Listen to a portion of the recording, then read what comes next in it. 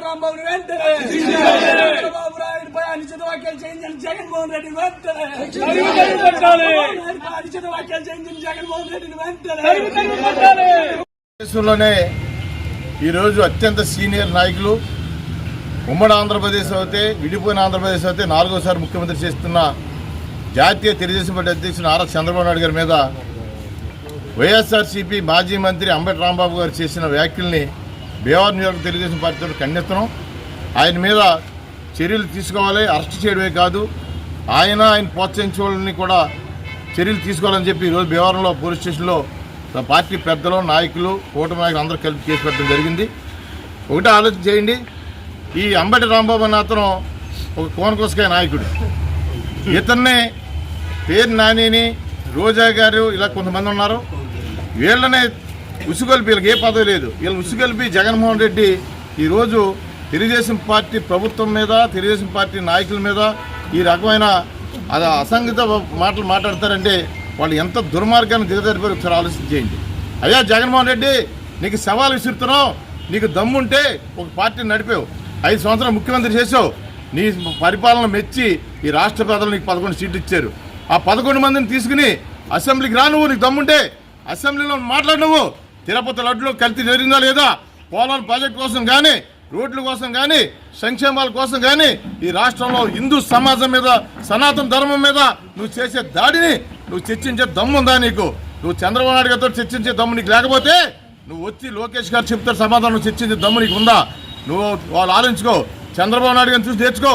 23 సీట్లతో ఆ రోజు అసెంబ్లీలో ఒక సింహలా పోరాడాడు ఆయన. అలాగే శాసన మండలిలో నారా లోకేష్ సింహలా పోరాడారు. ఈ రోజు నువ్వు శాసనసభకు ఎందుకు రావట్లేదు? శాసన మండలికి వస్తున్నారు, మీరు రాజ్యసభకు వెళ్తున్నారు, అది పార్లమెంట్కి వెళ్తున్నారు, కానీ శాసనసభకు వచ్చే దమ్ము నీకు లేదా? ఈ రాష్ట్ర ప్రజలకు నువ్వు నాయకుడు అని చెప్పుకుంటావు వైఎస్ఆర్సీపీ పార్టీకి. నీకు దమ్ముంటే ఇవన్నిటి మీద చర్చిందాం, ఈ కల్తీ నీ మీద చర్చిందాం, ప్రాజెక్టు మీద చర్చిందాం, ఇవాళ పరిపాలన మీద చర్చిందాం, నీ పరిపాలన మీద చర్చిందాం, బడ్జెట్ మీద చర్చిందాం, సంక్షేమ పథకాల మీద చర్చిందాం. నీకు వచ్చే దమ్ముందా?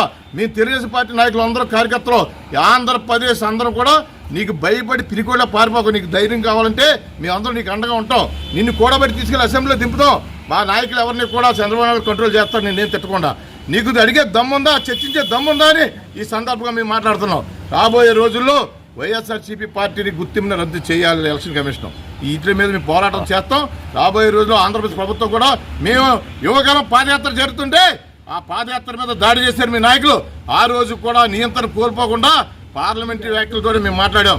మీ ఎమ్మెల్యేలు కానీ మీ మంత్రులు కానీ మీరు కానీ చేసే దుర్మార్గాలు ఎప్పుడు కూడా 5 సంవత్సరాలు మేము సరైన భాషతోటి ప్రజాస్వామ్యబద్ధంగా మేము మాట్లాడేది తప్ప ఏనాడు ఇలా దిగజారిపోయి బూతులు కానీ ఇలా తప్పుడు మాటలు మాట్లాడలేదు.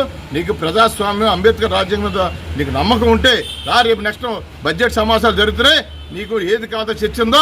ఇలాంటి కోనకోసకారులతోటి మాట్లాడించి కులాలను రెచ్చగొట్టి మతాలను రెచ్చగొట్టి ఈ ప్రాంతాలను రెచ్చగొట్టి నువ్వు చేసే పని ఉపయోగం లేదు.